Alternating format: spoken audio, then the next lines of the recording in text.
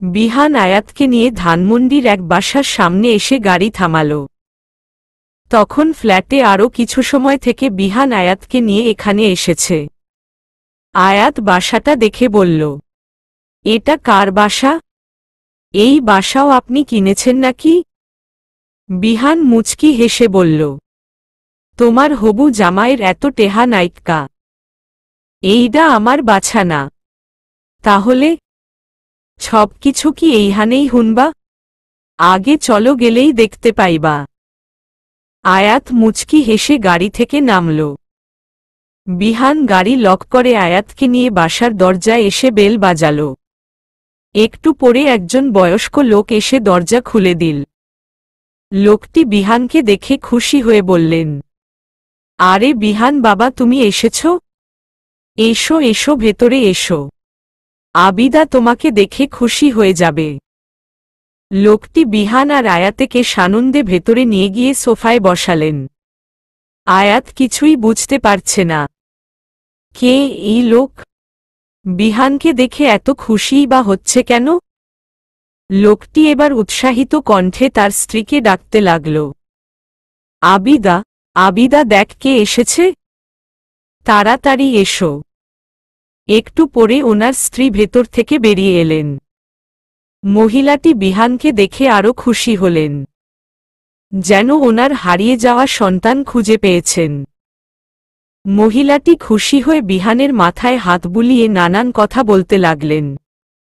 আয়াত শুধু তাকিয়ে তাকিয়ে এদের কাণ্ড দেখছে। একটু পরে বিহান একটু গম্ভীর কণ্ঠে ওই বয়স্ক দম্পতির উদ্দেশ্যে বলে উঠল, আপনারা আমাকে আগে বলেছিলেন আমাকে আপনারা অফিসিয়ালভাবে অ্যাডপ্ট করে আপনাদের ছেলে বানাতে চান। আমি তখন রাজি হইনি, কারণ আমার এসব ভালো লাগত না আর না কোনো প্রয়োজন মনে করতাম। তবে এখন আমি রাজি আছি। আপনারা যদি চান তাহলে আমি আপনাদের ছেলে হতে প্রস্তুত। বিহানের কথায় ওনারা যেন অমূল্য রতন পাওয়ার মতো খুশি হলেন। খুশিতে দুজনের চোখে পানি চলে এলো। তারা হাসিমুখে বললেন, সত্যি বলছো বাবা বিহান? সত্যি তুমি আমাদের ছেলে হতে রাজি? আমরা যে কি খুশি হয়েছি তোমাকে বলে বোঝাতে পারবো না। তোমরা বসো, আমি মিষ্টি নিয়ে আসছি। এত বড় খুশির দিনে মিষ্টিমুখ তো করতেই হবে। কথাটা বলে ওনারা দুজনেই মিষ্টি আনতে চলে গেলেন। তাদের দেখে মনে হচ্ছে তারা আজ জীবনের কোনো অতি কাঙ্ক্ষিত খুশিটা পেয়েছেন। ওনারা যেতেই আয়াত আর ওর কৌতূহল দমিয়ে রাখতে না পেরে বলে উঠল, বিহান জি, উনারা কারা? আমি তো কিছুই বুঝতে পারছি না। বিহান বলে উঠল, আসলে বছর 3 আগে আমি আজাদ আঙ্কেল, এই আঙ্কেলটাকে একটা রোড অ্যাক্সিডেন্টের হাত থেকে বাঁচিয়েছিলাম। ওনাকে বাঁচিয়ে ওনার বাসায় নিয়ে এসেছিলাম। সেদিন থেকেই উনাদের সাথে পরিচয়। আমাকে দেখে উনারা অনেক খুশি হতেন। আমাকে বারবার তাদের সাথে দেখা করতে বলতেন। আমিও উনাদের খুশির জন্য মাঝে মধ্যে এসে দেখা করে যেতাম।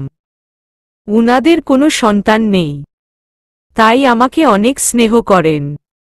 একদিন হঠাৎ উনারা বললেন আমাকে নাকি তারা তাদের ছেলে বানাতে চায়, তাই তারা আমাকে অফিসিয়ালি অ্যাডপ্ট করতে চান। আমি তখন মানা করে দিয়েছিলাম, কারণ এসব আমার তখন ভালো লাগত না, একটা আজাইরা ক্যাচাল মনে হতো। তাই আমি রাজি হইনি। তবে এখন আমার মনে হচ্ছে এটা জরুরি, তাই তাদের কথায় রাজি হয়ে গেলাম। আয়াত ছলছল চোখে তাকিয়ে বলল, আপনি এসব আমার জন্য করছেন তাই না?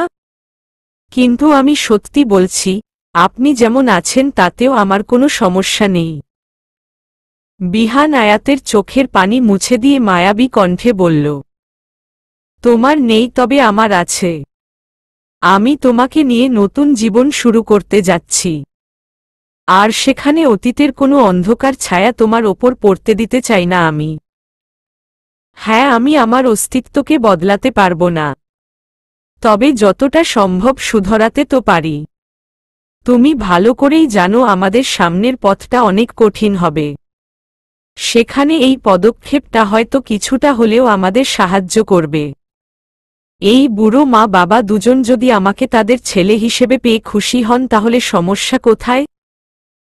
আর আমারও তখন একটা অফিসিয়াল পরিচয় হবে। তাছাড়া তোমারও তো একটা শ্বশুর বাড়ি দরকার, তাই না? আয়াত অশ্রু চোখেই হাসিমুখে মাথা ঝাঁকাল। তারপর বলে উঠল, যে কারণেই হোক না কেন আপনার এই পদক্ষেপে আমি খুশি।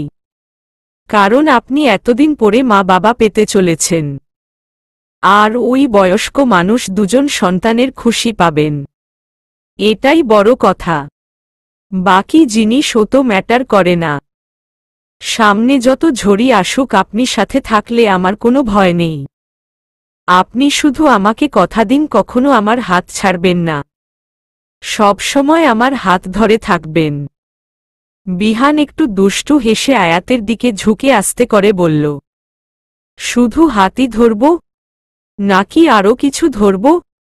আয়াত বিহানের বুকে হালকা চাপড় মেরে বলল, ছি অসভ্য। বিহান হেসে দিল। একটু পরে মি আজাদ আর তার স্ত্রী নানা রকমের মিষ্টি নিয়ে এলো। বিহান এবার আয়াতকে দেখিয়ে বলল, আঙ্কেল আন্টি, ও হচ্ছে আয়াত, আমার ফিয়ন্সে। আয়াত উনাদের উদ্দেশ্যে সালাম দিল। আয়াতকে দেখে তারা দুজন অনেক খুশি হলেন। ছেলের সাথে আজ পুত্রবধূও পেয়ে গেলেন তারা। এরই মাঝে আরও 1 সপ্তাহ কেটে গেছে। সবার জীবন মোটামুটি ভালোই চলছে। নূর এই কয়দিনে ভার্সিটিতে একটা জিনিস খেয়াল করেছে। এখন আর শিশিরকে দেখতে পায় না ও। যদিও এই ব্যাপারে ও খুশিই হয়েছে, কারণ ছেলেটাকে ওর তেমন একটা ভালো লাগতো না। কেমন গায়ে পড়া স্বভাবের ছিল। তবে আজ হঠাৎ ওর এক বান্ধবী বলল, শিশিরকে কারা যেন মেরে হাত পা ভেঙে দিয়েছে। ও নাকি হসপিটালে ভর্তি। কথাটা শুনে ওর কেমন যেন খটকা লাগল। কে মারতে পারে উনাকে? নূরের কেন যেন মনে হলো আদিত্য মারেনি তো। সেদিন যে পরিমাণ রেগেছিল। আবার ভাবল, না না, এমনটা কিভাবে হবে? উনি কি কোনো গুন্ডা মাস্তান নাকি? হবে হয়তো কেউ। তাই নূর আর তেমন ভাবল না। নূর ওর বান্ধবীদের সাথে ভার্সিটির মঠের একপাশে গাছতলায় বসে কথা বলছিল। তখনই হঠাৎ ওখানে একটা 18-19 বছরের ছেলে এসে নূরের দিকে তাকিয়ে বলল, নূর আপু, আপনি প্লিজ আমার সাথে একটু হসপিটালে যাবেন শিশির ভাইকে দেখতে। উনি আপনাকে যেতে বলেছেন। নূর থতমত খেয়ে বলল, আরে আমি কেন যাব উনার সাথে দেখা করতে? আর আপনাকে তো চিনিই না। অপরিচিত লোকের সাথে আমি কেন যাব? ছেলেটি মিনতির সুরে বলল, প্লিজ আপু, মানা করবেন না। শিশির ভাই খুবই অসুস্থ। সে শুধু আপনার সাথে 5 মিনিট দেখা করতে চাইছে। প্লিজ চলুন না। আপনাকে রিকোয়েস্ট করছি। আপনি যদি একা যেতে সাহস না পান তাহলে আপনার ফ্রেন্ডসদেরও সাথে নিয়ে চলুন। নূর পড়ে গেল এক মুশকিলে। কি করবে ভেবে পাচ্ছে না। নূরের এক বান্ধবী বলে উঠল, এত করে যখন বলছে তখন চলো না। একটা অসুস্থ মানুষের কথা এভাবে মানা করা ঠিক হবে না। অগত্যা অনিচ্ছা সত্ত্বেও নূর যেতে রাজি হয়ে গেল। তবে ও একা যাবে না, ওর ফ্রেন্ডসদেরও সাথে নিয়ে গেল। হসপিটালে এসে শিশিরের কেবিনের সামনে আসতেই সেই ছেলেটি আবার বলে উঠল, আসলে কেবিনে একসাথে এত মানুষ যেতে মানা করেছে ডক্টর। তাই শুধু নূর আপু ভেতরে গিয়ে দেখা করুক, আমরা বাইরেই ওয়েট করি। সবাই রাজি হয়ে গেল। অতঃপর শুধু নূর একাই কেবিনের ভেতর ঢুকল।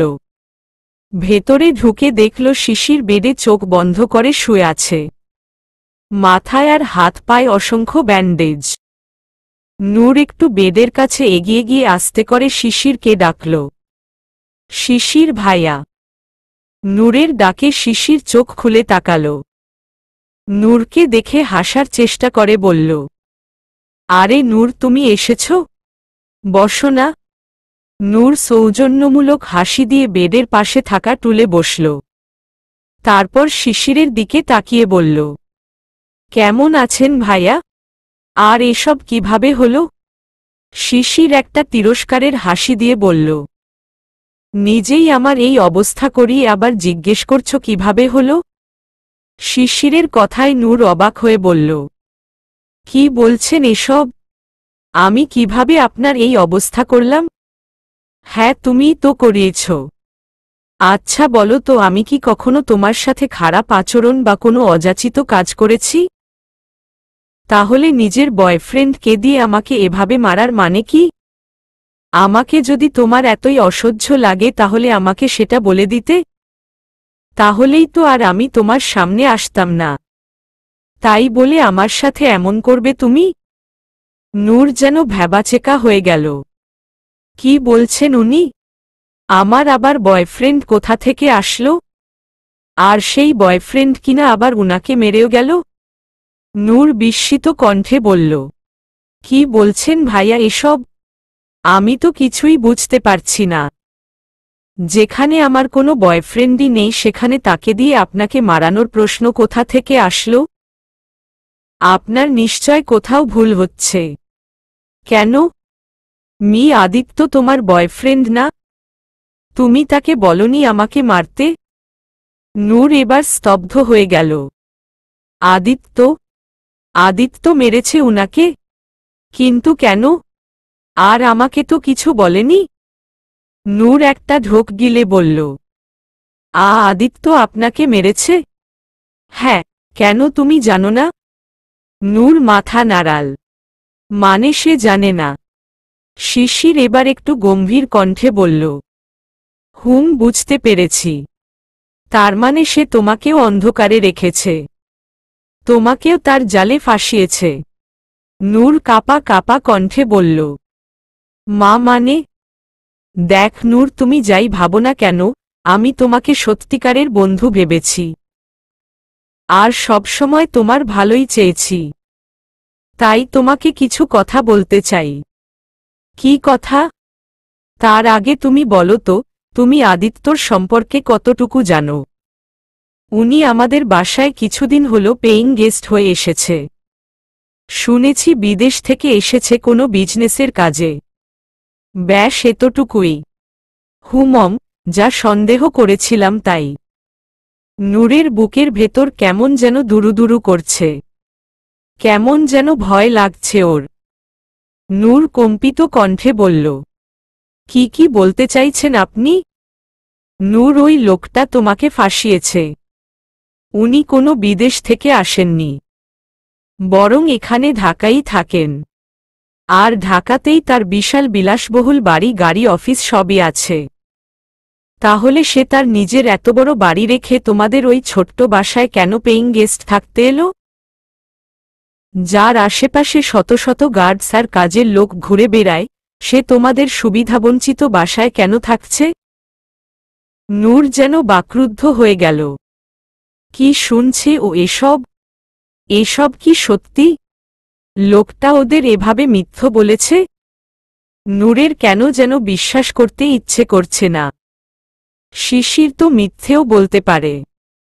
হতে পারে ও এসব বানিয়ে বলছে। নূরের ভাবনার মাঝেই শিশির আবার বলে উঠল, জানি আমার কথা হয়তো তুমি বিশ্বাস করবে না। হয়তো মনে হবে আমি মিথ্যে বলছি। তবে আমার কাছে আমার কথার প্রমাণ আছে। শিশির বেডের পাশে থাকা ওর ফোনটা বের করে ফোনের সোশ্যাল সাইট ঘেটে কিছু ছবি বের করে নূরকে দেখিয়ে বলল, এই দেখ, এখানে আদিত্যর অফিস, বাড়ি, গাড়ির ছবি দেওয়া আছে। এগুলো তো আর আমি হাতে বানাইনি, তাই না? ছবিগুলো দেখে নূরের হাত পা অবশ হয়ে এলো। তার মানে উনি সত্যিই আমাদের মিথ্যে কথা বলেছেন? শিশির আবার বলে উঠল, শুধু এসবই না, আরও আছে। উনি একজন মাফিয়া গ্রুপের লিডার। উনার একটা গ্যাং আছে। মানুষকে নির্দয়ভাবে মারা, তাদের খুন করা তার নিত্যদিনের কাজ। এই আমাকেই দেখ, বিনা অপরাধে কিভাবে মেরেছে আমাকে। নূরের কেমন মাথা ঘুরছে, সবকিছু এলোমেলো লাগছে ওর কাছে। এসব কথা কানে শুনতে পেলেও মন মানতে চাচ্ছে না কিছুতেই। মনে হচ্ছে যেন ভয়ঙ্কর কোনো খারাপ স্বপ্ন দেখছে ও। এখনই ঘুম ভাঙলেই সব মিথ্যে হয়ে যাবে। কিন্তু ঘুম ভাঙছে না কেন? কেউ ওকে ঘুম থেকে জাগাচ্ছে না কেন? শিশির এবার বলল, আর হ্যাঁ নূর, আরও একটা কথা আছে। উনি কিন্তু ম্যারিড, উনার স্ত্রী আছেন। দেখ, আমি তোমার ভালো চাই বলে তোমাকে সবটা জানালাম। এখন বাকিটা তোমার ইচ্ছে। নূরের মাথায় যেন এবার আকাশ ভেঙে পড়ল। চোখের সামনে পৃথিবীটা গোল গোল ঘুরতে লাগল। বুকের ভেতর অসহ্য যন্ত্রণা হচ্ছে। না না, এটা হতে পারে না। সব মিথ্যে, সব মিথ্যে। নূর আর সহ্য করতে না পেরে দৌড়ে রুম থেকে বেরিয়ে গেল। আর নূর যেতেই শিশির একটা বিশ্বজয়ের হাসি দিল। ওর কাজ হয়ে গেছে। এটাই তো ও চাচ্ছিল। আদিত্য ওকে মারার পরে শিশিরের মাথায় প্রতিশোধের আগুন জ্বলে উঠেছিল। তবে ও জানত যে ও আদিত্যের ক্ষমতার সামনে টিকতে পারবে না। তাই লোক লাগিয়ে আদিত্য আর নূরের সব খবর নিয়েছে। ও জানে নুরি আদিত্যের বউ, আর নুরি ওর সবচেয়ে বড় দুর্বলতা। তাই তো ও জায়গা বুঝে কোপ মেরেছে। এখন আর নূর আদিত্যের মুখও দেখতে চাইবে না। নূর বাইরে এসে দৌড়ে চলে গেল। নূরের বান্ধবীরা ঘাবড়ে গিয়ে ওর পেছনে ছুটল। নূর পাগলের দৌড়াচ্ছে। নিজেকে উন্মাদ লাগছে ওর। এত কষ্ট হচ্ছে কেন বুঝতে পারছে না ও। শিশিরের কথাগুলো কিছুতেই ওর বিশ্বাস করতে ইচ্ছে করছে না ওর। যদিও ওর নিজেরও আদিত্যকে সন্দেহ হতো। কেমন রহস্যময় লাগত তাকে। আদিত্যের কথায় মাঝে মধ্যে মন হয় সে নূরকে আগে থেকেই চেনে। মনে হয় কিছু একটা লুকাচ্ছে সে। তবে সত্যিটা যে এত ভয়ঙ্কর হবে তা কখনোই ভাবেনি নূর। বারবার শুধু একটা কথাই কানে বাজছে, আদিত্য ম্যারিড। সে বিবাহিত। না। নূর দুই কান চেপে ধরে নিচে বসে পড়ল। অসহ্য যন্ত্রণা হচ্ছে ওর। নূরের বান্ধবীরা দৌড়ে এসে নূরের কাছে বসে ওকে ধরে চিন্তিত সুরে বলল, এই নূর, কি হয়েছে তোর?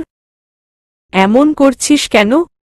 নূর ওর বান্ধবীকে ধরে ফুপিয়ে কেঁদে উঠল। ওর বান্ধবীরা আরও ঘাবড়ে গেল। বারবার শুধু জিজ্ঞেস করছে কি হয়েছে। নূর কিছুক্ষণ পর একটু শান্ত হয়ে ওদের সবটা খুলে বলল। নূরের কথা শুনে বাকি সবাইও অবাক হয়ে গেল। নূরের এক বান্ধবী বলে উঠল, আচ্ছা একটা কথা বলতো, এসব শুনে তুই এত কাঁদছিস কেন? তার মানে কি তুই আদিত্যকে ভাইয়াকে ভালোবেসে ফেলেছিস? নূর এবার চুপ হয়ে অবাক চোখে তাকিয়ে রইল। এই প্রশ্নের উত্তর তো ও নিজেই জানে না। সত্যিই তো, ওর এত কষ্ট হচ্ছে কেন? আমি কি তাহলে সত্যিই উনাকে ভালোবেসে ফেললাম? একটু পরে নূরের বান্ধবীরা ওকে ধরে একটা চেয়ারে বসাল। নূরের আরেক বান্ধবী বলে উঠল, আচ্ছা তুই কাঁদিস না। আমরা বিষয়টা ভালো করে খোঁজ নিয়ে দেখি। আগেই কোনো মন্তব্যে আসা ঠিক হবে না। ইন্টারনেটের যুগে কোনো কিছুই বের করা অসম্ভব না। কথাটা বলে ওর বান্ধবী ফোন বের করে আদিত্যের সব সোশ্যাল সাইট চেক করতে লাগল। নূর শুধু মনে মনে আল্লাহর কাছে দোয়া করছে শিশিরের সব কথা যেন মিথ্যে হয়ে যায়, সব যেন ভুল প্রমাণিত হয়। তবে নূরকে নিরাশ করে দিয়ে ওর বান্ধবী মলিন মুখে বলে উঠল, ইয়ার নূর, শিশির যা বলেছে একদম সত্যি বলেছে। সোশ্যাল সাইটে উনার সব ডিটেইলস দেখা যাচ্ছে। হ্যাঁ, মাফিয়া হওয়ার ব্যাপারটা নিয়ে নেটে তেমন কিছু পেলাম না। তবে উনার রিলেশনশিপ স্ট্যাটাস ম্যারিড দেওয়া আছে। তবে উনার বউয়ের কোনো ছবি কোথাও নেই। নূর এবারে সত্যি সত্যিই ভেঙে পড়ল। ওর জীবনে হঠাৎ এমন মোড় আসবে ভাবতেই পারেনি ও। সবকিছু দেখার পরও কেন যেন ওর এসব বিশ্বাস করতে ইচ্ছে করছে না। নূরের এক বান্ধবী বলে উঠল, এমনও তো হতে পারে উনি মিথ্যে স্ট্যাটাস দিয়ে রেখেছে। অনেকে এমন করে থাকে, যাতে কোনো মেয়ে তাকে বিরক্ত না করে। নূর যেন একটা আশার আলো দেখতে পেল। মনে মনে বলল, এমনটাই যেন হয়। নুরুল আরেক বান্ধবী বলে উঠল, আমার এক কাজ করি, নেটে তো আদিত্যের অফিস আর বাসার অ্যাড্রেস দেওয়া আছে, আমরা সেখানে গিয়ে খোঁজ নিয়ে দেখতে পারি, তাহলে আসল ব্যাপারটা বেরিয়ে পড়বে। ওর কথায় সবাই সায় দিয়ে বলল, হ্যাঁ ঠিকই বলেছিস, চল এখনই যাই। অতঃপর সবাই আদিত্যের অফিসের উদ্দেশ্যে বেরিয়ে পড়ল। আদিত্যের অফিসে এসে অফিসের সিকিউরিটির কাছে আদিত্যর সম্পর্কে জানতে চাইল ওরা। নূরকে অফিসের কেউ দেখেনি, তাই ওরা নূরকে চিনতে পারল না। সিকিউরিটি প্রথমে কিছু বলতে চাইল না। ওরা অনেক অনুনয় বিনয় করে আর কিছু টাকা খাইয়ে সিকিউরিটির মুখ খোলাল। আর সিকিউরিটি যা বলল তাতে ওদের শেষ আশাও মাটিতে মিশে গেল। সিকিউরিটি ওদের বলল, আদিত্যর বাড়ি গাড়ি আরও কি কি আছে, আর এটাও বলল যে আদিত্য বিবাহিত, আর সে নাকি তার বউকে অনেক ভালোবাসে। নূর আর শুনতে পারল না। মুহূর্তেই যেন সবকিছু ধ্বংস হয়ে গেল ওর। ওর ভালোবাসাটা এভাবে শুরু হওয়ার আগেই শেষ হয়ে গেল। কেন হলো ওর সাথে এমন? কি দোষ করেছিল ও? কেন এত বড় ধোঁকা পেল ও? নূরের বান্ধবীরা আদিত্যের বাসায় যেতে চাইল, তবে নূর মানা করে দিল। বারবার একই কথা শোনার সাহস আর তার নেই। ওর বান্ধবীরা ওর অবস্থা বুঝতে পেরে ওকে আর জোর করল না। ওকে নিয়ে রিকশায় উঠল বাসায় যাওয়ার উদ্দেশ্যে। আদিত্য একটা রেস্টুরেন্টে মিটিংয়ে এসেছে। দোতলায় একটা ওপেন রুফ রেস্টুরেন্টে বসে মিটিং করছে। তখনই ওখানে আয়াত ওর ফ্রেন্ডসদের সাথে এলো এনজিওর একটা মিটিংয়ে। আদিত্যকে দেখে আয়াত হাসিমুখে এগিয়ে গিয়ে বলল, আরে ভাইয়া, তুমিও এখানে? আদিত্য আয়াতকে দেখে সেও হাসিমুখে উঠে দাঁড়িয়ে আয়াতকে এক হাতে জড়িয়ে ধরে বলল, কিরে আয়ু, কেমন আছিস? এখানে কোনো দরকারে এসেছিস? হ্যাঁ ভাইয়া, এনজিওর একটা মিটিংয়ে। অনেক ভালো একটা কাজ করছিস তুই। Am so proud of you. Thank you ভাইয়া। নূরের রিকশা একটা সিগনালে এসে থেমে আছে। ওর সাথে ওর বান্ধবী বসে আছে। ওর বান্ধবীটা এদিক ওদিক তাকিয়ে কিছু একটা দেখে ভ্রু কুঁচকে নূরের উদ্দেশ্যে বলল, এই নূর, ওটা আদিত্য ভাইয়া না? বান্ধবীর কথা মতো নূর ওর ইশারা অনুযায়ী সেদিকে তাকাল। দেখতে পেল আদিত্য একটা মেয়েকে এক হাতে জড়িয়ে ধরে দাঁড়িয়ে আছে। নূরের হৃৎপিণ্ড যেন কেঁপে উঠল। হাত পা ঠান্ডা হয়ে এলো। নূরের বান্ধবী বলে উঠল, লোকটা তো দেখছি সত্যিই খারাপ। কেমন মেয়েবাজি করে বেড়াচ্ছে। ঘরে বউ রেখে বাইরে রঙ্গলীলা করে বেড়াচ্ছে। কত বড় ইতর, ছি ছি। নূর আর সহ্য করতে পারছে না। ইচ্ছে করছে কোনো একদিকে পালিয়ে যেতে। বুকটা দুমড়ে মুচড়ে যাচ্ছে ওর। নিঃশ্বাস নিতে কষ্ট হচ্ছে। এমন একটা লোককে কিভাবে ভালোবাসল ও? নূর ক্লান্ত শরীরে বাসায় ঢুকল। নিজেকে অনুভূতি শূন্য মনে হচ্ছে ওর। হঠাৎ আদিত্য হুট করে এসে কোনো কিছু না বলে নূরের হাত চেপে ধরে টেনে নিয়ে যেতে লাগল। নূরের হাত ধরে ওর রুমে নিয়ে এসে দেয়ালের সাথে চেপে ধরে চোয়াল শক্ত করে রাগী কণ্ঠে বলল, তুমি ওই শিশিরের সাথে দেখা করতে কেন গিয়েছিলে? তোমাকে আমি মানা করেছিলাম না ওর সাথে কোনো কথা নেই তোমার? তারপরও কেন গিয়েছিলে বলো? নূরের ধৈর্যের বাঁধ ভেঙে এলো এবার। আজকের সব কষ্ট রাগ এবার বিস্ফোরণে পরিণত হল। রাগে শরীর কেঁপে উঠল ওর। রগে উঠে দুই হাতে আদিত্যকে ধাক্কা মেরে সরিয়ে দিল। আচমকা নূরের ধাক্কায় আদিত্য দুকদম পিছিয়ে গেল। নূরের এমন কাজে অবাক চোখে তাকালো আদিত্য। নূর এবার ক্ষিপ্ত সুরে বলে উঠল, কেন? কি করবেন আপনি? আমাকেও মারবেন নাকি, যেভাবে শিশিরকে মেরেছেন বলুন? আদিত্য নূরের কথায় একটু চমকে গেল। নূর এই কথা জানল কি করে? নিশ্চয় ওই বদমাইশ শিশিরটা বলেছে। আদিত্য বলে উঠল, নূর আমার কথা শোন। তুমি যা ভাবছ তেমনটা না। কথাটা বলে আদিত্য নূরের কাছে আসতে নিলে নূর হাত উঁচু করে রাগী কণ্ঠে বলে উঠল, খবরদার, একদম আমার কাছে আসার চেষ্টা করবেন না। আর আমি ঠিকই ভাবছি। বরং এতদিন যা ভাবছিলাম সেটাই ভুল ছিল। আপনি কি ভেবেছিলেন আপনার আসল চেহারা আমি কখনো ধরতে পারব না? আপনি আমাদের বোকা বানিয়ে যাবেন আর আমরা আপনার জালে ফেঁসে যাব? নূরের এসব কথায় আদিত্য প্রচুর অবাক হয়ে গেল। ওর অ্যাঞ্জেলটা এভাবে কথা বলছে কেন? কি হয়েছে ওর? আদিত্য অবাক সুরে বলল, নূর কি বলছো তুমি এসব? কিসের আসল চেহারা? নূর একইভাবে বলতে লাগল, একদম সাধু সাজার চেষ্টা করবেন না। আমি আপনার সব মিথ্যে জেনে গেছি আজ। আপনি কোনো বিদেশ টিদেশ থেকে আসেননি, বরং ঢাকাই থাকেন আপনি। তাহলে আমাদের মিথ্যে কেন বললেন? নিজের এত বড় বাড়ি রেখে আমাদের এই ছোট্ট বাড়িতে কেন থাকেন আপনি বলুন? আদিত্য আরও চমকে গেল। নূর এসব কিছু কিভাবে জানল? এখন কিভাবে বুঝাবো ওকে? ওকে সত্যিটাও বলতে পারবো না। আদিত্যকে চুপ থাকতে দেখে নূর তাচ্ছিল্যের সুরে বলে উঠল, কি হলো, আর কথা বের হচ্ছে না? চুরি ধরা পড়ে গেছে, এখন আর কোনো কথা বের হচ্ছে না তাই না? বলুন কেন করেছেন এসব? আমাদের তো তেমন কোনো ধন সম্পত্তিও নেই। তাহলে কিসের জন্য? আমার জন্য? আমাকে হাসিল করার জন্য এসব করেছেন তাই না? আদিত্য ভ্রু কুঁচকে নূরের দিকে তাকাল। নূরের কথার আগামাথা কিছুই বুঝতে পারছে না ও। নূর এবার অশ্রু চোখে কাপা কাপা কণ্ঠে বলল, আপনার লজ্জা করে না? নিজের ঘরে বউ থাকতে অন্য মেয়েদের পিছে ঘুরে বেড়ান?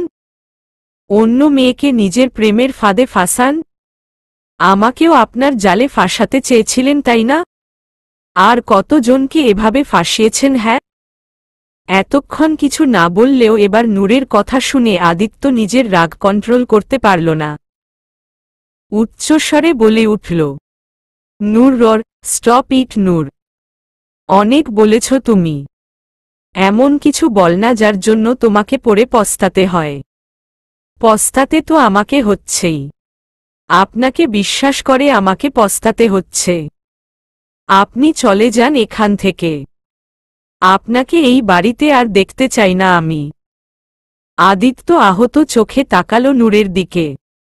ওর অ্যাঞ্জেলটা ওকে চলে যেতে বলছে? আমাকে আর দেখতে চায় না সে? আদিত্য কিছুক্ষণ তাকিয়ে থেকে শান্ত সুরে বলে উঠল, ঠিক আছে। তুমি চাইলে তো হাসতে হাসতে জানো দিয়ে দিব। তুমি যদি এত খুশি হও তাহলে তাই হোক। আজকের পর আর এই অধমকে দেখতে পাবে না তুমি। আদিত্যের কথায় নূরের বুকটা কেঁপে উঠল। এত কিছুর পরেও আদিত্যের যাওয়ার কথা শুনে ওর কষ্ট হচ্ছে।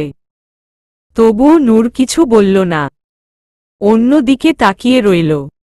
আদিত্য ছলছল চোখে তাকিয়ে বলল, ভালো থেকো। নিজের খেয়াল রেখ। মেডিসিন ঠিকমতো নিও। কথাগুলো বলে আদিত্য ধীরে ধীরে রুম থেকে বেরিয়ে গেল। একসময় বাসার বাইরে চলে গেল। আদিত্য যেতেই নূর ধপ করে নিচে বসে পড়ে মুখে হাত চেপে কেঁদে উঠল। অবুঝ মন এখনো চাচ্ছে আদিত্য না যাক, ফিরে এসে ওকে বুকে জড়িয়ে নিক। ওর ভালোবাসার পরিণতিটা এমন কেন হলো? আজ দুটি মন দুই দিকে কষ্ট পাচ্ছে, অথচ দোষ কারোরই নেই।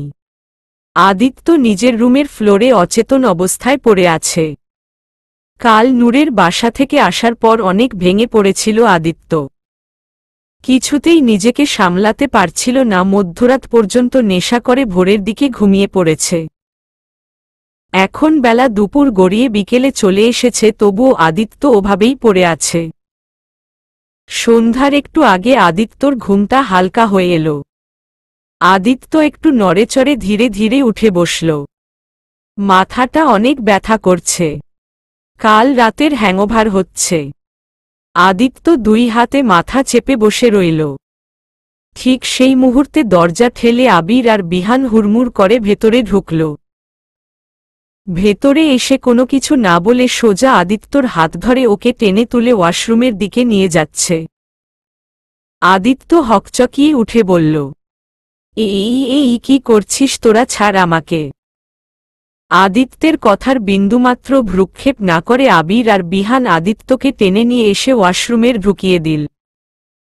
আদিত্যকে এক ধাক্কায় ওয়াশরুমের ভেতর ঢুকিয়ে দিয়ে বলে উঠল, 10 মিনিট, মাত্র 10 মিনিট সময় আছে তোর কাছে। এর মধ্যে হাগা, মুতা, গোসল যা করার করে নে।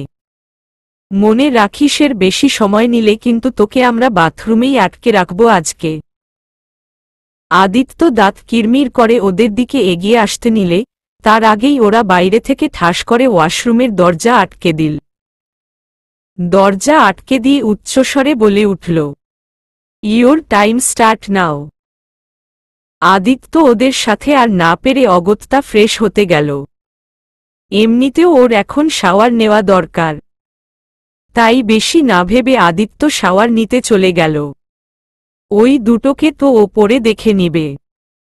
ওদের দেওয়া টাইম লিমিট অনুযায়ী আদিত্য 10 মিনিটের ভেতরই শাওয়ার শেষ করে ওয়াশরুমে থাকা একটা ট্রাউজার পরিচয় নিয়ে দরজায় টোকা দিয়ে দরজা খুলতে বলল।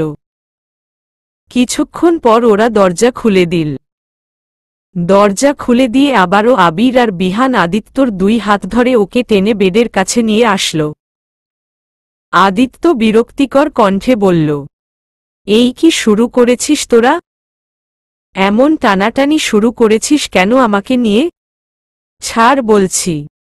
দেখ, মন মেজাজ কিন্তু এমনিতেই বিগড়ে আছে। শেষে কিন্তু সব রেশ তোদের ওপর ঢালব বলে দিলাম। ওরা দুজন আবারও আদিত্যর কথার কোনো প্রত্যুত্তর না করে ওকে ধরে বেডের কাছে নিয়ে এলো। তারপর বেডের ওপর রাখা পাঞ্জাবিটা ওকে পরিয়ে দিতে লাগল। আদিত্য এবার আরও অবাক হয়ে বলল, আরে আজব, পাঞ্জাবি কেন পরাচ্ছিস আমাকে? দেখ, এবার কিন্তু বেশি হয়ে যাচ্ছে। আমার রাগ জ্বালাস না বলে দিলাম। আবির আর বিহান এমন একটা ভাব করছে যেন আদিত্যের কথা ওদের কানেই ঢুকছে না। ওরা ওদের কাজ করেই যাচ্ছে। আদিত্যর কথার মাঝেই ওকে জোর করে পাঞ্জাবিটা পরিয়ে দিল। তারপর আদিত্যের গায়ে একটু বডি স্প্রে করে দিল। এরপর আবির আর বিহান আবারও আদিত্যর হাত ধরে ওকে বাইরের দিকে নিয়ে যেতে লাগল। আদিত্যের এবার সত্যিই চরম রাগ উঠে যাচ্ছে। দুটোর মাথায় কি চলছে কিছুই বুঝতে পারছে না ও। আদিত্য নিজেকে ছাড়ানোর চেষ্টা করে চোয়াল শক্ত করে বলল, আবার কোথায় নিয়ে যাচ্ছিস আমাকে? করতে চাচ্ছিস কি তোরা, বলবি আনাকে? এতক্ষণে বিহান বলে উঠল, কই আবার, তোর শাদি করানোর লাইগ্গা। আদিত্য যেন আকাশ থেকে পড়ল। আশ্চর্য হয়ে উচ্চস্বরে বলে উঠল, what? Have you gone mad? কি যাতা বলছিস? আবির বলে উঠল, হ্যাঁ ভাই, বিহান ঠিকই বলেছে। আজকে তোমাকে আমরা আবার বিয়ে দেব। অনেক হয়েছে। তোমাকে আর ওই তার ছিঁড়া মেয়ের পেছনে ঘুরে নিজের জীবন বরবাদ করতে হবে না। আজকে আমরা তোমাকে আবার বিয়ে দেব। তা ওই মেয়ের থেকে শতগুণ সুন্দরী রূপবতী মেয়ের সাথে বিয়ে দেব তোমাকে। আদিত্য যেন হতভম্ব হয়ে গেল। এই দুটো যে পুরো পাগল হয়ে গেছে সেটা বুঝতে আর ওর বাকি নেই। আদিত্য রাগী কণ্ঠে বলল, আবির, পাগল হয়ে গেছিস তোরা? কি আবল তাবল বলে যাচ্ছিস তখন থেকে? এবার কিন্তু সত্যিই মার খাবি তোরা। ছাড় আমাকে তোরা। ওদের বাকবিতণ্ডার মাঝেই ওরা আদিত্যকে পাশের একটা রুমে টেনে নিয়ে এলো। রুমে এসে আবির সামনের দিকে ইশারা করে দেখিয়ে বলে উঠল, আরে তুমি একবার দেখো তো মেয়েটাকে। দেখবে এই মেয়েকে একবার দেখলে তুমি তোমার আগের বউকে ভুলে যাবে, এক পায়ে রাজি হয়ে যাবে বিয়ে করতে। আবিরের ইশারা অনুযায়ী আদিত্য সামনে তাকিয়ে দেখল, বেডের ওপর একটা মেয়ে বধূর সাজে ঘোমটা টেনে বসে আছে। আদিত্যের রাগ এবার চরম পর্যায়ে উঠে গেল। আদিত্য সর্বশক্তি দিয়ে এক ঝটকায় নিজের হাত ছাড়িয়ে আবিরের কলার চেপে ধরে রাগী কণ্ঠে বলল, ব্যাস, অনেক হয়েছে। তোদের সাহস কি করে অন্য একটা মেয়েকে এ বাড়িতে আনার? তোরা ভাবলি কি করে আমি আমার অ্যাঞ্জেলকে রেখে আমি অন্য কাউকে বিয়ে করব? কখনোই না। আরে পৃথিবীর সবচেয়ে সুন্দরী মেয়েকে আনলেও আমি তাকে বিয়ে করব না, কখনোই না। হঠাৎ পেছনে থেকে বধূ বসে থাকা মেয়েটি বলে উঠল, আর ইউ শিওর? আদিত্য প্রচুর পরিমাণ রেগে থাকায় কণ্ঠটি চিনতে পারল না, বরং মেয়েটির কথায় আরও রাগ উঠে গেল ওর। আদিত্য আবিরের কলার ছেড়ে দিয়ে পেছনে ফিরতে ফিরতে চোয়াল শক্ত করে আঙুল উঠিয়ে বলতে লাগল, ইউ জাস্ট শাট আপ। আর বলতে পারল না আদিত্য। পেছনে ফিরে বধূবেশে নূরকে দেখে থমকে গেল আদিত্য। কিছু সময়ের জন্য স্তম্ভিত হয়ে দাঁড়িয়ে রইল ও। চোখের সামনে যা দেখছে তা কি স্বপ্ন না বাস্তব তা পরখ করতে পারছে না। সত্যিই কি ওর অ্যাঞ্জেল ওর সামনে বধূবেশে বসে আছে? আবির আর বিহান মুচকি হেসে আস্তে করে রুম থেকে বেরিয়ে গেল। নূরও ছলছল চোখে আদিত্যের দিকে তাকিয়ে আছে। নূর ঢোক গিলে আবারও বলল, বলুন না করবেন না বিয়ে আমায়? আদিত্যের এবার একটু সম্ভূতি ফিরল। আদিত্য একটু নড়েচড়ে উঠল। নূরকে দেখে খুশি হতে নিয়েই আবার কালকের কথা মনে পড়ল ওর। আদিত্য নিজেকে কোনোরকমে সামলে নিয়ে অন্যদিকে আঙুল অভিমানী সুরে বলে উঠল, তুমি এখানে কি করছো? তোমার কথা মতো তো আমি চলেই এসেছি। তাহলে আবার কি অভিযোগ নিয়ে এসেছ? নূর কিছু বলতে যাবে তখনই আদিত্য আবারও বলে উঠল, ও বুঝতে পেরেছি। নিশ্চয় আমার পাগল ভাইগুলো তোমাকে এখানে জোর করে নিয়ে এসেছে। আমি ওদের পক্ষ থেকে তোমার কাছে ক্ষমা চাইছি। আসলে পাগলগুলো আমার কষ্ট দেখতে পারছিল না, তাই হয়তো তোমাকে জোর করে নিয়ে এসেছে। তবে তুমি চিন্তা করো না, তুমি এখন নিশ্চিন্তে বাসায় যেতে পারো। কেউ তোমাকে ঠেকাবে না। কথাটা বলেই আদিত্য ঘুরে চলে যেতে লাগল। হিরো। পেছনে থেকে আসা নূরের সেই পুরানো হিরো ডাকে আদিত্যর পা জমে গেল। হৃৎপিণ্ডটাও কেঁপে উঠল। ও কি ঠিক শুনল? নূর কি ওকে হিরো ডাকল? নাকি এটা শুধুই ওর মনের ভ্রম? হ্যাঁ, ভ্রমই হবে। নূর কি আর আমাকে হিরো বলে ডাকবে? সেই যে এখন আমার সেই মাছুম অ্যাঞ্জেলটা নেই। কথাটা ভেবে আদিত্য আবারও পা বাড়াতেই পেছনে থেকে আবারও শুনতে পেল, হিরো, যেও না প্লিজ। আদিত্য এবার এক ঝটকায় পেছনে ফিরে তাকাল। পেছনে তাকিয়ে দেখল নূর ফ্লোরে হাঁটু গেড়ে দুই কান ধরে বসে আছে। চোখ দুটো দিয়ে অঝরে পানি পড়ছে। আদিত্য ঢোক গিলে কাপা কাপা কণ্ঠে বলল, কি বললে তুমি? আবার বলো। নূর কাদো কাদো গলায় অপরাধী সুরে বলে উঠল, অ্যাম সরি হিরো, প্লিজ মাফ করে দাও না তোমার অ্যাঞ্জেলকে। অনেক বড় ভুল হয়ে গেছে। তুমি তো জানোই তোমার অ্যাঞ্জেলটার মাথার তার ছিঁড়া। তাই তো সে তার হিরোকে ভুলে গিয়েছিল, আর তার হিরোকে এত কষ্ট দিয়েছে। তাই অনেকগুলো সরি হিরো, প্লিজ মাফ করে দাও। আদিত্যের শরীর কাঁপছে। সে যা ভাবছে তা কি সত্যি? ওর অ্যাঞ্জেলের তার হিরোকে মনে পড়ে গেছে? আদিত্য ধীরে ধীরে নূরের সামনে এসে নূরের মুখোমুখি হাঁটু গেড়ে বসল। নূরের দিকে ছলছল চোখে তাকিয়ে কাপা কাপা হাত দুটো দিয়ে নূরের মুখটা আগলে ধরে বলল, আমি যা ভাবছি তা কি সত্যি? আমার অ্যাঞ্জেলটার কি তার হিরোর কথা মনে পড়ে গেছে? নূর অশ্রু চোখে তাকিয়ে মাথা ঝাঁকিয়ে বলল, হ্যাঁ হিরো। আমার সব মনে পড়ে গেছে। আদিত্য অশ্রু চোখে বলল। আবার বলো না হিরো। নূর দুই হাতে আদিত্যের মুখটা ধরে বলল। হিরো, হিরো আমার হিরো। আদিত্য নিজের ঠোঁট কামড়ে অশ্রু চোখে হাসতে লাগল। আদিত্যের যেন আজ বিশ্বজয়ের খুশি হচ্ছে। নিজের খুশি কিভাবে বয়ান করবে ভেবে পাচ্ছে না ও। হ্যাঁ, ও পেরেছে। আজ ওর ভালোবাসা জিতে গেছে। ওর অ্যাঞ্জেল আবার ফিরে এসেছে ওর জীবনে। আদিত্য নূরের সারা মুখে পাগলের মতো চুমু খেতে লাগল। তারপর নূরের ঠোঁটে নিজের ঠোঁট চেপে ধরে দুজনেই সুখের অশ্রু বিসর্জন করতে লাগল। কিছুক্ষণ ওভাবেই রইল দুজন। তারপর আদিত্য দুই হাতে নূরের কোমর জড়িয়ে ধরে নূরকে উঁচু করে তুলে ধরে গোল গোল ঘুরতে লাগল আর খুশিতে আত্মহারা হয়ে বলতে লাগল, yes yes yes, my angel is come back. This is the happiest day in my life. উহু। আদিত্যের খুশিতে নূরও খিলখিল করে হেসে উঠল। আদিত্য একটু পরে নূরকে নামিয়ে দিয়ে বলল, এসব কিভাবে হলো? মানে হঠাৎ করে কিভাবে মনে পড়ল? নূর বলতে লাগল, কাল আদিত্য চলে যাওয়ার পর নূর কান্না করছিল।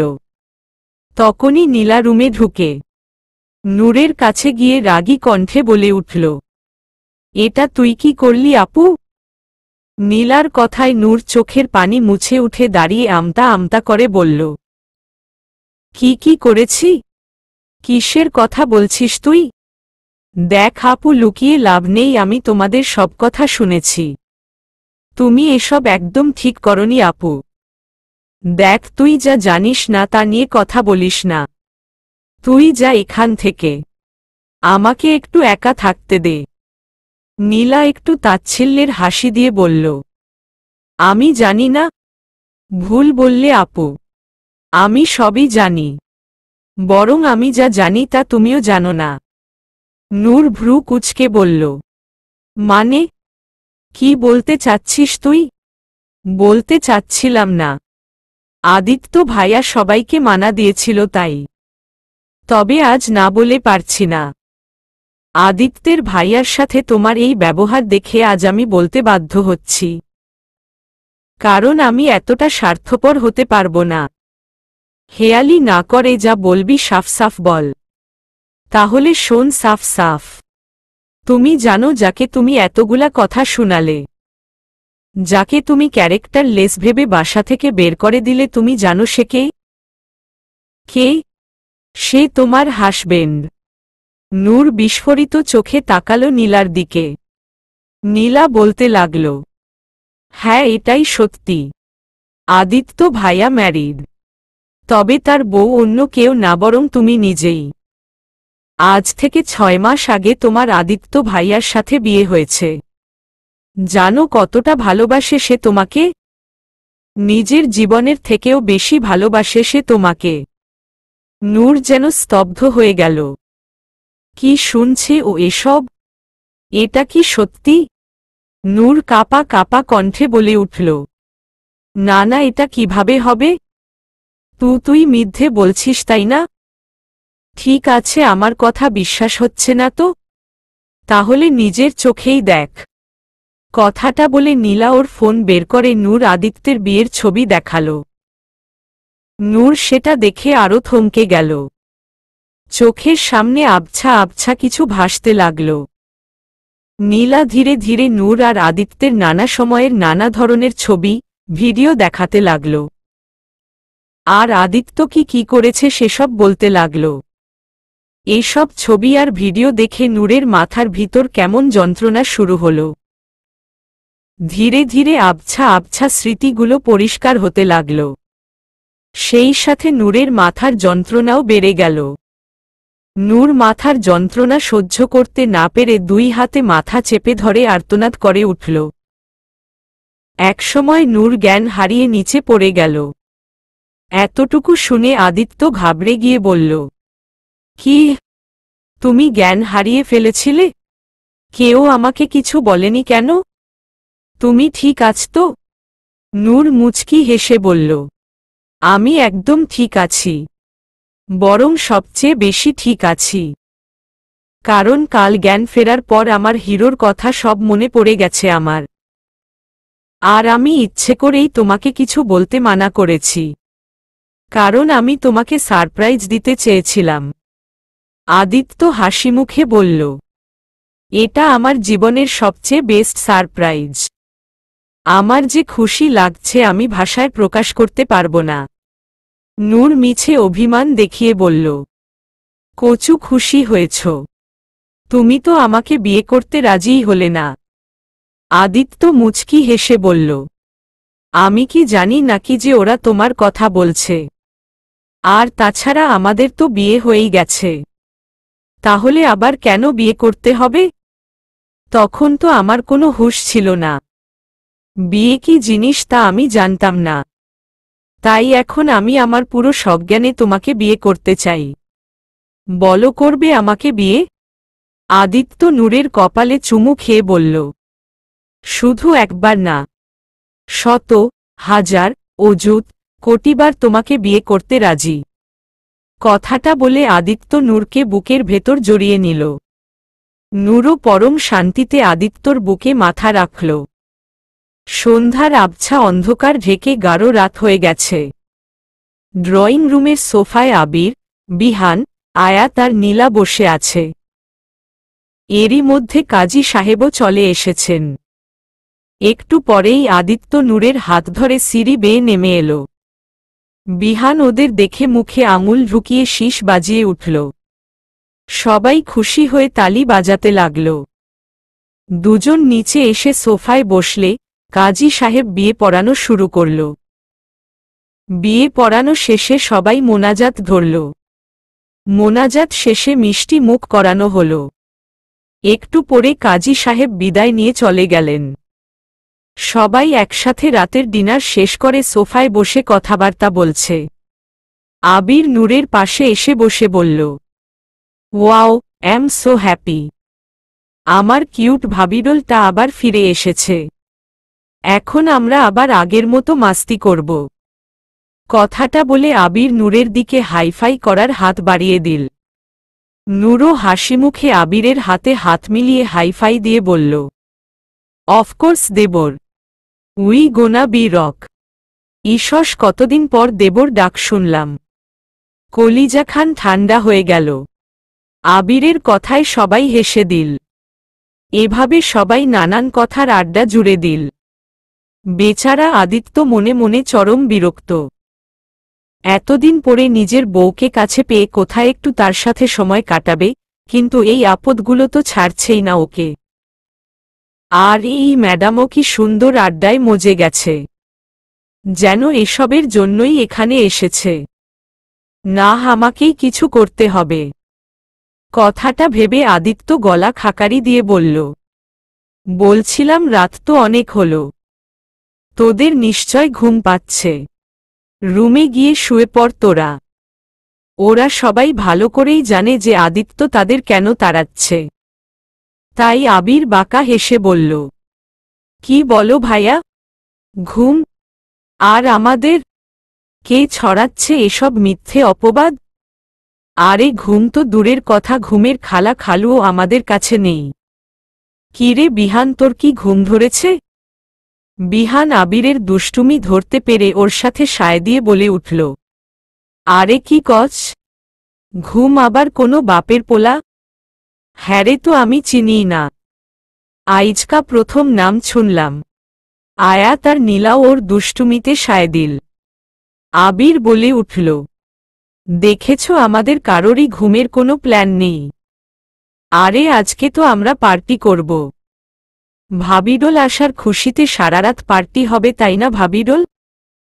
নূর একবার আরো চোখে আদিত্যের দিকে তাকিয়ে দেখল আদিত্য চোখ গরম করে তাকিয়ে চোখের ইশারায় মানা করতে বলছে।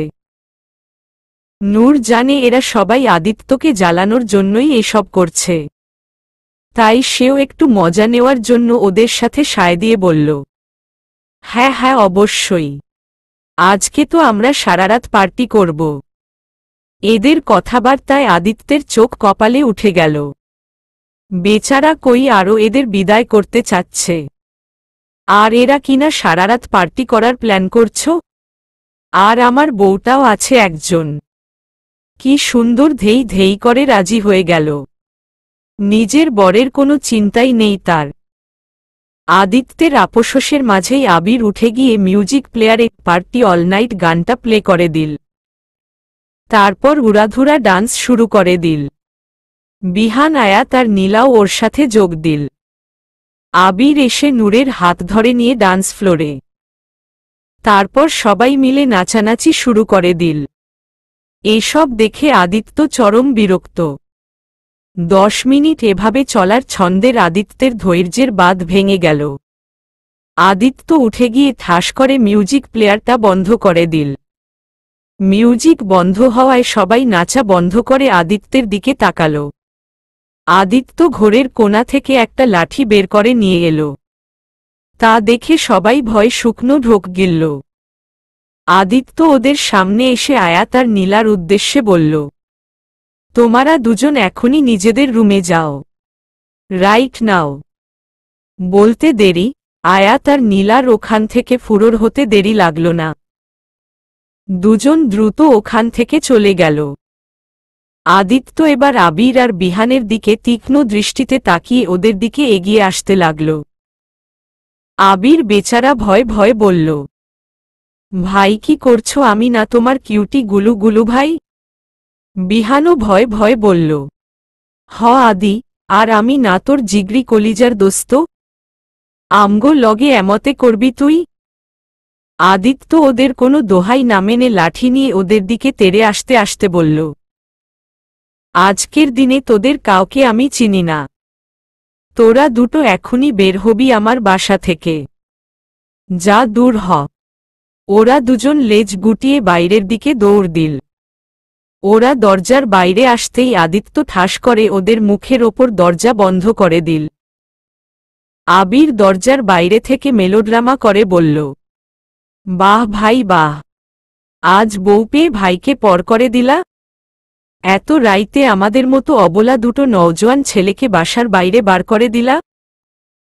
এখন যদি রাস্তার গুন্ডি মাস্তান মেয়েগুলো আমাদের ইজ্জতের ওপর হামলা করে, তখন আমাদের কি হবে? বিহান চোখ মুখ কুচকে বলল, ইয়াক, ছি, কিচবো আবালা মার্কা কথা কচ। লাগতাসে তোর হার্ড ড্রাইভে ভাইরাস ধইরা গেছে গা। ভালো কইরা সার্ভিসিং কর। হালার খালি আজাইরা কথাবার্তা। আরে তো কি করব? এত রাতে এখন যাব কই? চল আমার লগে, আমার কোয়ার্টারে আইজা হইয়া থাকিস। হুম ঠিক আছে চল। আদিত্য দরজা লাগিয়ে পেছনে ফিরে এবার নূরের দিকে সরু চোখে তাকাল। নূর এবার কোন দিকে পালাবে সেই রাস্তা খুঁজছে। আদিত্য যে এবার ওর 12টা বাজাবে সেটা নিশ্চিত। নূর দুই হাতে শাড়িটা একটু উঁচু করে ধীরে ধীরে পেছাতে লাগল। তারপর উল্টো ঘুরে দৌড় দেওয়ার প্রস্তুতি নিল। তবে তার কাজে সফল হল না সে। নূর দৌড় দিতেই আদিত্য পেছনে থেকে দৌড়ে এসে নূরের হাত ধরে ফেলল। নূরের হাত ধরে ওকে দেয়ালের সাথে আটকে দিয়ে বলল, এখন পালাচ্ছ কেন? তখন তো খুব মজা নিচ্ছিলে। এখন কোথায় যাবে? হ্যাঁ, আমাকে অনেক জ্বালিয়েছ তুমি। এখন আমার পালা। এখন থেকে আমি তোমাকে জ্বালাব। আর তোমাকে আমার সব জ্বালা সহ্য করতে হবে। নূর লজ্জায় লাল নীল হয়ে যাচ্ছে। নূরের এই লজ্জাবতী লাজুক চেহারা আদিত্য প্রথম দেখছে। এই লজ্জায় লাল হয়ে যাওয়া মুখখানা যেন আদিত্যের অবাধ্য চাহিদাগুলো আরও বাড়িয়ে দিচ্ছে। তবে আজ আর কোনো সংশয় নেই। আজ সব অবাধ্য চাহিদাগুলোকে আজাদ করে দিবে সে। আজ আর নিজেকে আটকাবে না সে। কেনই বা রাখবে ওর অ্যাঞ্জেলটা যে এখন পরিপূর্ণভাবে ওর বউ হয়ে উঠেছে। আদিত্য নূরের দিকে নেশালো চোখে তাকিয়ে ধীরে ধীরে নূরের অধর পানে ঝুঁকতে লাগল। আদিত্য ঠোঁট নূরের ঠোঁটে ছুঁই ছুঁই তখনই হঠাৎ নূর আদিত্যের নাকের ডগায় টুস করে কামড় বসিয়ে দিল। আদিত্য একটু হকচকিয়ে উঠে নূরকে ছেড়ে নিজের নাকে হাত দিল। নূর সেই সুযোগে ওখান থেকে দৌড়ে পালাল। সিঁড়ির কাছে এসে আদিত্যের দিকে তাকিয়ে হাসিমুখে বলল, তোমাকে আমি সারা জীবন জ্বালিয়ে যাব, বুঝেছ হিরো? কথাটা বলে নূর বাচ্চাদের মতো জিভ দেখাল। তবে রে দুষ্টু, দাঁড়াও দেখাচ্ছি মজা। কথাটা বলে আদিত্য নূরের দিকে ছুটল। আদিত্যকে আসতে দেখে নূরও হাসতে হাসতে দৌড়ে ওপরে উঠে গেল। নূর আগে আগে দৌড়াচ্ছে আর আদিত্য ওর পেছনে পেছনে। নূর দৌড়ে এসে ওর রুমে ঢুকে রুমের দরজা আটকে দিল। আদিত্য দরজার কাছে এসে দরজায় টোকা দিয়ে বলল, নূর দরজা খোল। দরজা কেন আটকালে? নূর ভেতর থেকে শুধু হাসছে, কিন্তু দরজা খুলছে না। আদিত্য এবার একটু আদুরে গলায় বলল, নূর সোনা, মাই অ্যাঞ্জেল, আমার সোনা বউটা দরজা খোল না। নূর এবার ভেতর থেকে বলে উঠল, উহু, খুলব না। এমন করে না প্লিজ, তুমি না আমার লক্ষ্মী সোনা বউ? প্লিজ খুল না। তাহলে আগে বাসর ঘরে ঢোকার টাকা দাও, তারপরে ঢুকতে দেব। আদিত্য ভ্রু কুঁচকে বলল, কিসের টাকা? বারে, তুমি কি ভেবেছ তুমি আমার দেবর ননদকে তাড়িয়ে দিবে তাই বলে আমি ওদের হক আদায় করব না? ওরা নেই তো কি হয়েছে? আমি ওদের হয়ে ওদের হক আদায় করব। তাই ফটাফট টাকা ছাড়ো, না হলে ঘরে ঢোকা ক্যান্সেল। না না, এমন করো না প্লিজ, আমার সবকিছু তো তোমারই। তাহলে এখানে দেওয়ার কি আছে? উহু, ওই সব শুকনো কথায় চিড়ে ভিজবে না। আগে মাল ছাড়, তারপরে কথা। আচ্ছা বাবা, ঠিক আছে, কিন্তু আমি এখান থেকে কিভাবে টাকা দিব? আমার ওয়ালেট আর সবকিছু তো রুমের ভেতরে আছে। তুমি দরজা খোল, তারপর রুমে এসে দিচ্ছি তোমাকে। উহু উহু, ওইসব চালাকি আমার সাথে খাটবে না। আগে মাল, তারপর দরজার খোলা। তুমি আমাকে বলো তোমার সবকিছু কোথায় রাখা আছে, আমি এনে দিচ্ছি তোমাকে। Okay fine. কাবার্ডের সেকেন্ড ড্রয়ারে দেখ, আমার চেকবুক আছে। একটা কলম আর চেকবুকটা নিয়ে এসো। আদিত্যের কথামতো নূর গিয়ে কাবার্ড থেকে চেকবুক আর কলম এনে দরজার নিচ দিয়ে আদিত্যকে দিল। আদিত্য চেকবুক আর কলম নিয়ে একটা চেকে 50,000 টাকার অ্যামাউন্ট লিখে চেকটা ছিঁড়ে আবার দরজার নিচ দিয়ে নূরের কাছে দিয়ে বলল, নাও, এখন হয়েছে? এখন তো খোল। নূর বলে উঠল, ঠিক আছে, দরজা খুলে দিচ্ছি, তবে কিন্তু আগেই ঢুকবে না। আমি যখন ঢুকতে বলবো তখন ঢুকবে, ঠিক আছে? ওকে বাবা, ঠিক আছে, তুমি যা বলবে তাই হবে। আগে দরজাটা তো খোল। নূর একটু পরে দরজার লক খুলে দিল। তারপর তাড়াতাড়ি করে গিয়ে বেডের ওপর লম্বা ঘোমটা টেনে সুন্দর করে বসল। বসে থেকেই একটু গলা উঁচিয়ে আদিত্যকে ভেতরে আসার অনুমতি দিল। আদিত্য এবার একটু স্বস্তির নিঃশ্বাস ছেড়ে মুচকি হেসে দরজা ঠেলে ভিতরে ঢুকল। নূরকে এভাবে ঘোমটা টেনে বসে থাকতে দেখে আদিত্য মুচকি হেসে দরজা বন্ধ করে ধীরে ধীরে নূরের কাছে এগিয়ে আসল। নূরের হাত পা কেমন যেন কাঁপছে, বুকের হার্টবিট অস্বাভাবিকভাবে চলছে। নূর বুঝতে পারছে না আদিত্য কতবার ওর কাছে এসেছে, ওকে জড়িয়ে ধরেছে, বুকে নিয়ে ঘুমিয়েছে। তাহলে আজ কেন এমন লাগছে? যেন আজকে নতুন করে ওর কাছে আসছে আদিত্য। আদিত্য নূরের সামনে বেডের ওপর এসে বসল। তারপর দুই হাত বাড়িয়ে নূরের ঘোমটাটা ধীরে ধীরে উঠাল। ঘোমটা উঠিয়ে দেখল নূর কেমন চোখ টারা করে ফানি ফেস বানিয়ে রেখেছে। আদিত্য সেটা দেখে ফিক করে হেসে দিল। নূরও আদিত্যর সাথে হেসে দিল। আদিত্য নূরের কপালে নিজের কপাল ঠেকিয়ে নাকে নাক ঘষে মায়াবী কণ্ঠে বলল, জানো আমার এই দুষ্টু অ্যাঞ্জেলটাকে আমি কত মিস করেছি? নূর নরম গলায় অপরাধী সুরে বলে উঠল, আমি তোমাকে অনেক কষ্ট দিয়েছি তাই না? উহু, এতে তোমার কোনো দোষ নেই। তুমি তো আর ইচ্ছে করে কিছু করনি, তাই ওসব ভুলে যাও। তুমি আমার জীবনে ফিরে এসেছ, এটাই বড় কথা। আর কোনো অভিযোগ নেই আমার। তুমি আমার পাশে থাকলে আমার আর কিছু চাই না। কিছু না। নূর আবেগী চোখে তাকিয়ে বলল, এত কেন ভালোবাসো আমায়? আমি কি এত ভালোবাসার যোগ্য?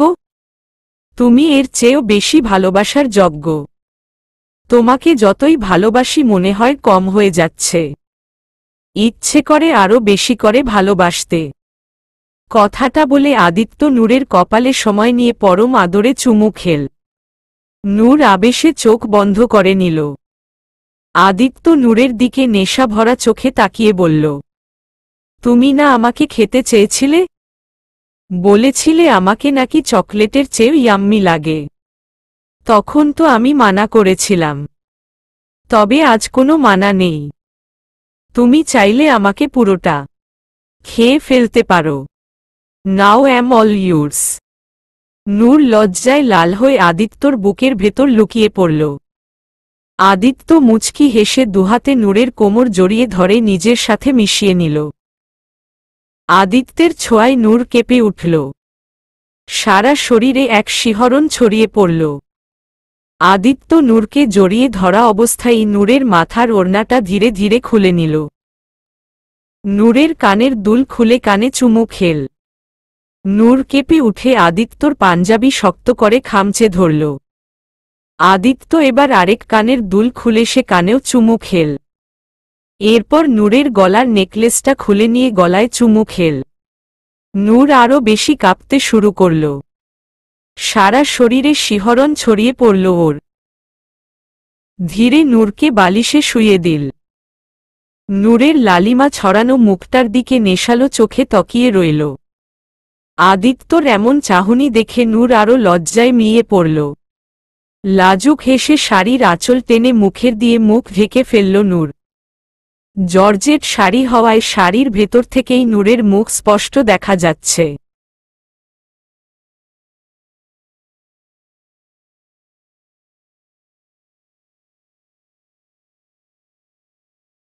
আদিত্য মাথা ঝুঁকিয়ে নূরের ঠোঁটের ওপর থেকে আঁচলের অংশ কামড়ে ধরে আঁচলটা সরিয়ে দিল। নূর চোখ বন্ধ করে কাঁপছে। নিঃশ্বাস ভারী হয়ে আসছে ওর। আদিত্যের নেশা বেড়ে যাচ্ছে।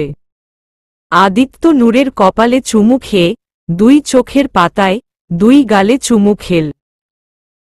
তারপর নূরের অধর যুগলে ডুব দিল। নূরের অধর সুধাপান করতে লাগল। নূরও আর চুপ থাকতে পারল না।